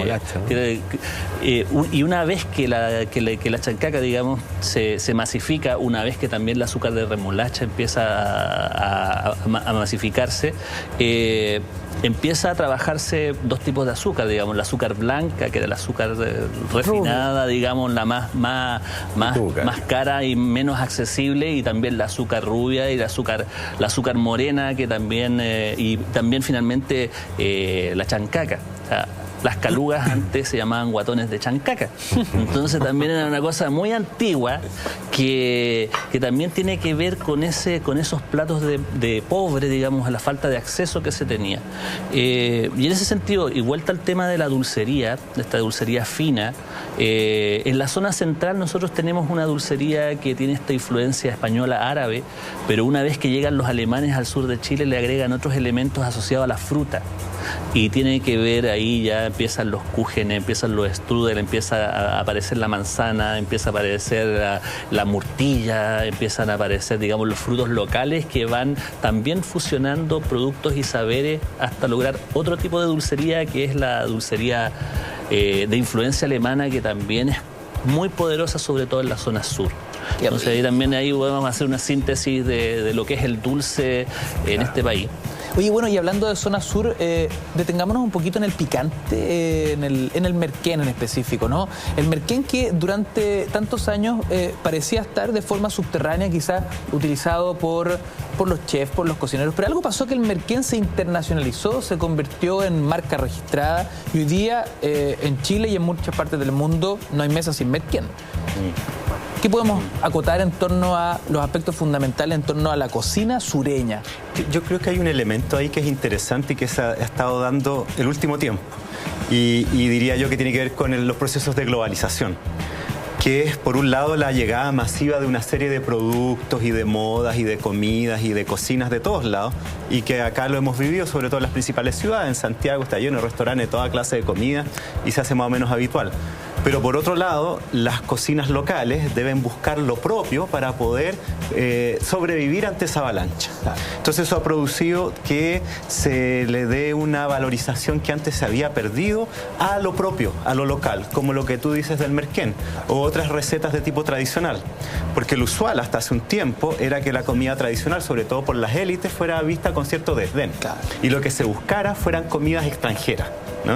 Y eso se dio mucho en el siglo XIX en Chile, sobre todo en la segunda mitad, en la época del auge de la oligarquía, donde todos miraban a Europa, sobre todo a Francia, ¿no? Y eso ocurrió también con los vinos, por ejemplo, ¿no? Se trajeron las cepas francesas, se plantaron en la zona central y se olvidó la uva país, que era la uva original, y ahora se ha vuelto a recuperar esa clase de productos porque hay una especie de valor agregado especial a lo propio, ¿no? Y eso es un fenómeno actual. Y ahí está también la importancia del merquén, que hace un tiempo atrás era como una cosa muy secundaria y que nadie le hacía mucho caso. ¿No se le hacía mucho caso o ya de plano un ninguneo al merquén? Yo les recomiendo el merquén para aliñar el costillar. ¡Oh! ¡Mortal! Se lanzó ahí, ¿eh? Se lo sacó a por favor, ¡Qué rico! ¿Cuál es la relevancia del merquén en la cultura mapuche? Es clave todo lo que significan las preparaciones con trapi, como le dicen al ají, son fundamentales. Está presente en todas las comidas, está presente también en otros pueblos como arma letal. Se hacían grandes fogatas, hogueras, para cuando venían los enemigos mandarle una nube de ají.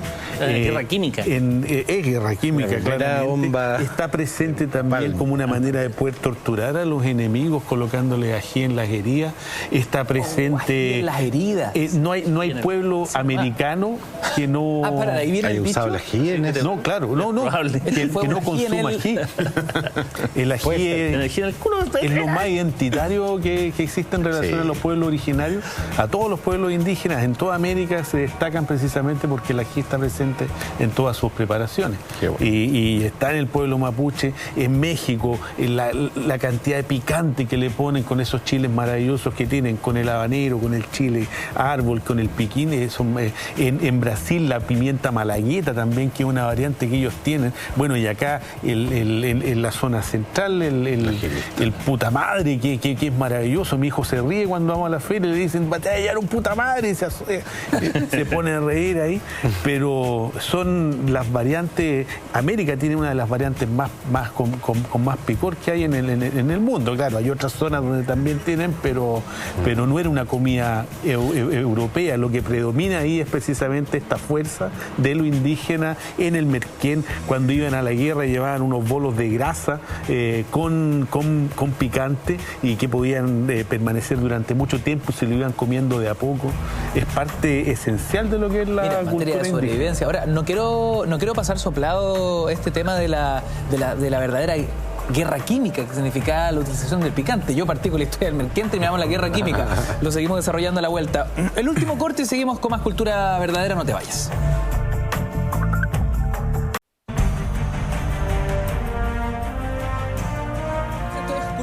Verdadera cuando ya son las 23:45. Hoy día hablamos de comida chilena, hablamos de cocina chilena en todas sus geografías, en todos sus mestizajes, y estamos haciendo un recorrido justamente norte, centro y sur, ¿no?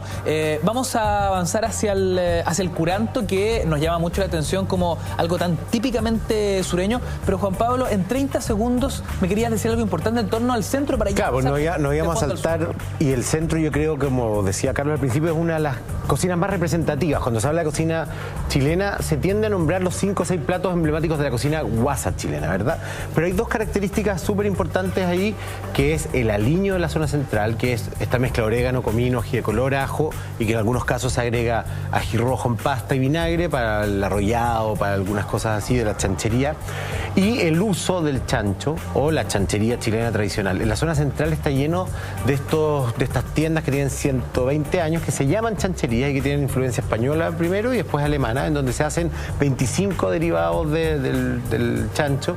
Y por ejemplo en San Fernando, que es de donde vengo yo, hacen cola los miércoles para comprar las prietas que se hacen frescas, ahí, ¿te fijáis? Entonces la cocina guasa chilena, que es una de estas cocinas más representativas, tiene todas estas características maravillosas. El verano, por ejemplo, el uso de la albahaca, el tomate y el choclo como un tridente así fundamental de lo que se come. El poroto, por supuesto. Entonces es una cocina bien particular. Pero lo que te quería mencionar es que a veces confundimos cocina chilena con cocina campesina o cocina guasa. Y es distinta, porque como vimos en el recorrido que estás proponiendo tú, hay una cocina en el norte, otra en la costa, otra en el centro, otra en el sur, etc. ¿Y el curanto sureño? El curanto es una construcción más bien asociada a la subsistencia como un método de conservación. ¿Ya? O sea, esto me lo enseñó un especialista consumado de Chiloé, que es Renato Cárdenas.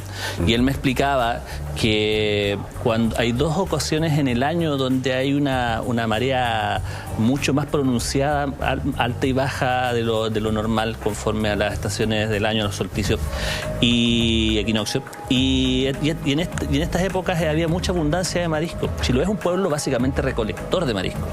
Y para poder almacenar toda esa cantidad de productos, para después conservarlas, venderlas, digamos, se hacían todos estos hoyos donde se calentaban piedras y se conservaba y se deshidrataba, y de alguna forma también se ahumaban los productos. Ese es el origen que después da la idea del curanto, y después obviamente la tecnología permite mantener los jugos, y es lo que se transforma en el pulmay que uno come, digamos, en los distintos restaurantes de la cocina de la zona de Chiloé. Esa es más o menos la síntesis de este plato que es tan tradicional, y que obviamente después, cuando se transforma en un plato de fiesta, que también se conforma dentro de una categoría festiva, se va agregando el milcao, el chapalele, se van agregando elementos cárnicos, digamos, y que van conformando ya este plato que uno ve y el cual está tan acostumbrado cuando va a Chiloé, y es tan rico cuando está bien preparado. Entonces también es una cosa que es muy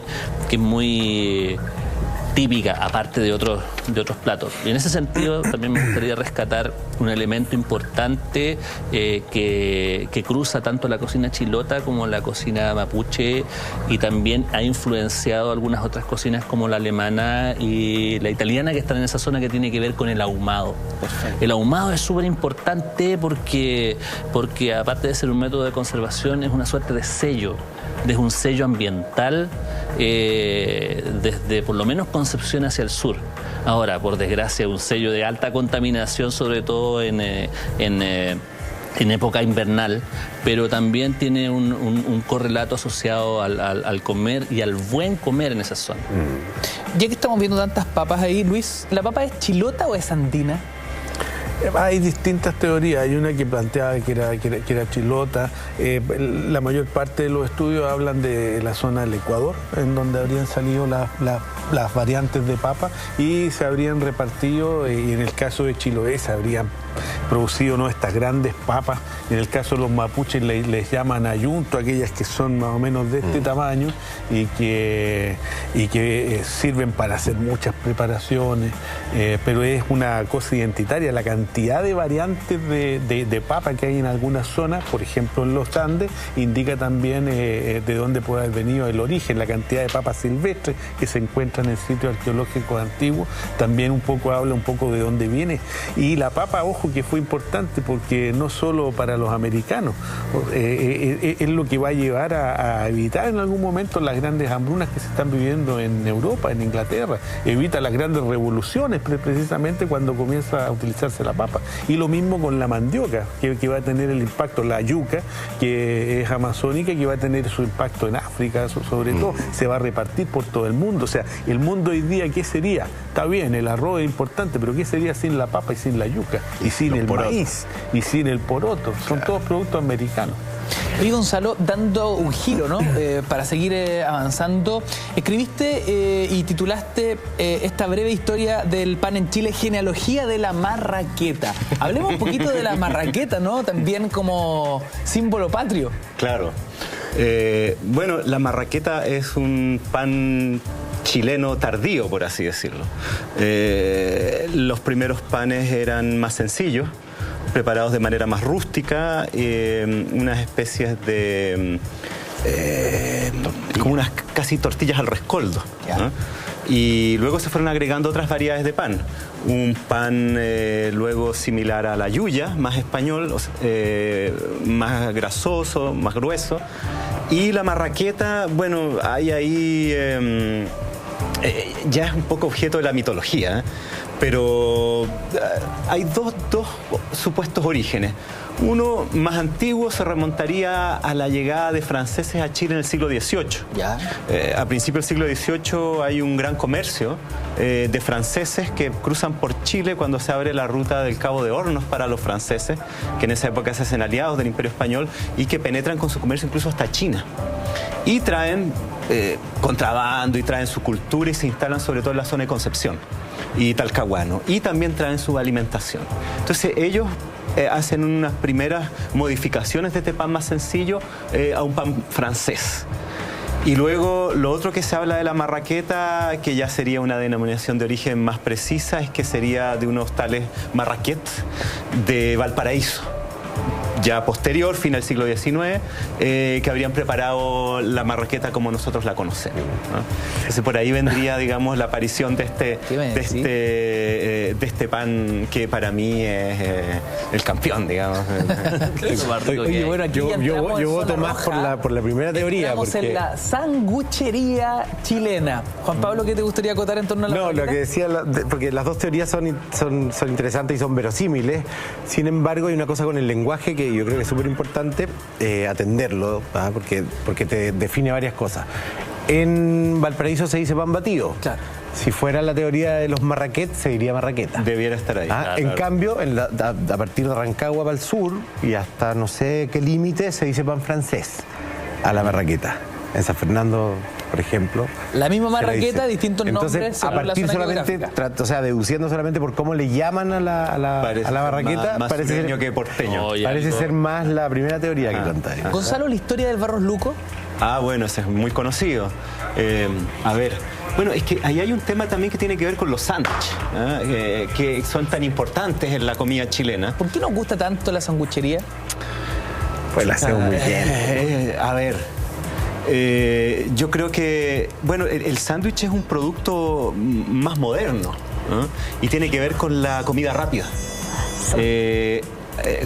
Como dice doña Tina, la comida tradicional o la comida chilena requiere tiempo. Tiempo para prepararlo y también tiempo para comerlo. Y ese tiempo ahora es escaso. Entonces, el sándwich empieza a aparecer con la modernidad. Es un producto del cambio del siglo XIX al XX. ¿no? O sea, cuando comienza la industrialización y los procesos de urbanización y la vida se hace más acelerada. En ese sentido, hoy día el Barros Luco es uno de los clásicos. ¿Quién fue el Barros Luco? ¿Por qué demonios se le termina poniendo así al sanguchito? Bueno, lo que cuenta ahí la leyenda que la sostiene la confitería Torres, ¿no? Es que un aficionado al Barros Luco era Ramón Barros Luco, presidente de Chile, que iba al Torres y pedía este sándwich de carne con queso. Porque él le gustaba comer rápido y decía que se lo llevaba a la moneda, ¿no? Y cuando Barros Luco es elegido presidente, el Torres se aviva, por supuesto, y le pone el nombre del presidente al sándwich para darle mayor publicidad. Y de ahí vendría, ¿no? el famoso... El garzón más antiguo de ahí, que no me acuerdo ahora mismo cómo se llama, me contaba que lo que ellos creían finalmente era que cuando pedían este sándwich y no tenía nombre, el maestro de cocina al final le decía al planchero... Pídete un Barros Luco. Claro, oye, sacan al Barros Luco. Esto nació desde la cocina misma, para definir el... Según el garzón, que él deduce un poco. Un carne queso. Un carne queso, claro, sácate el Barros Luco.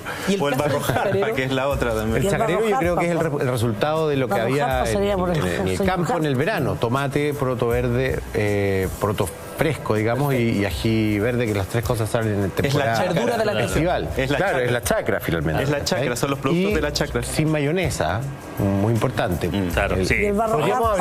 Pero podríamos hablar de un chacarero de invierno con mayonesa. Olvídalo.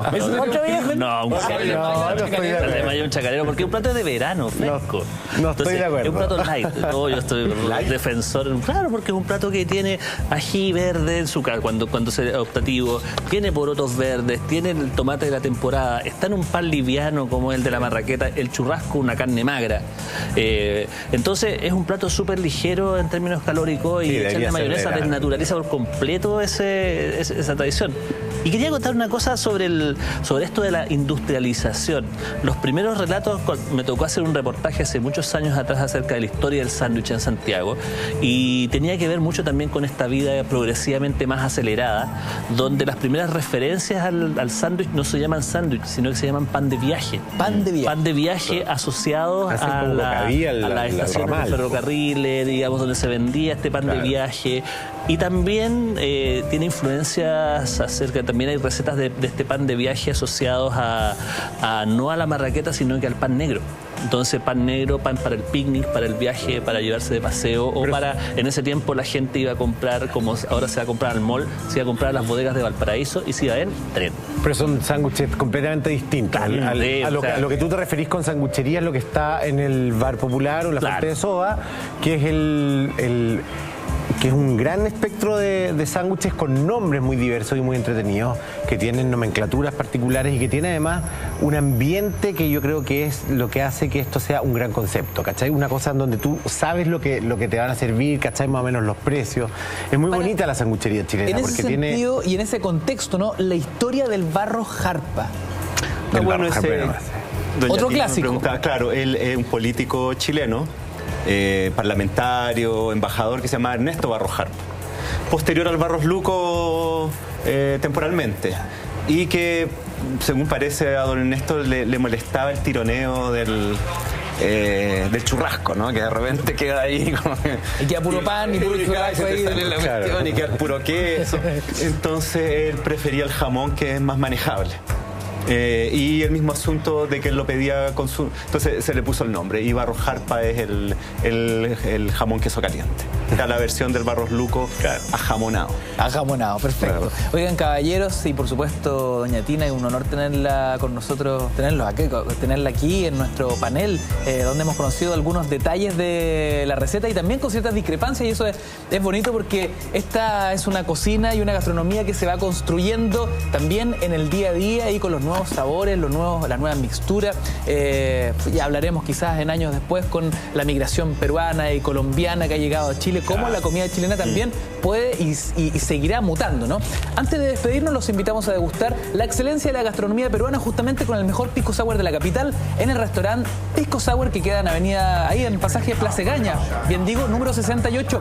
Pueden visitar su página piscosourplacegana.cl o también llamando al fono delivery 22895-4751. Ya lo sabes, restaurante Pisco Sour, el mejor sabor peruano. Nueva temporada Si Somos a partir de este instante, queridos amigos. Nosotros mañana a las 10:30 hacemos más mentiras verdaderas. Sigan en sintonía y nos reencontramos en menos de 24 horas. Se te olvidó mi libro, se te olvidó mostrar mi oigan, libro. miren lo que tengo acá. El libro de Doña Tina. Recetas y secretos de Doña Tina, sabores de familia. Lo más bonito, lo que más me gustó es que esto se abre y uno pone el recetario ahí, ¿ah? Entonces así queda súper cómodo para cocinar. ¿Cómo no se le había ocurrido Qué bien antes otro? pensado. Miren, nos despedimos hasta Sentido mañana. práctico, Cuídense. Tina.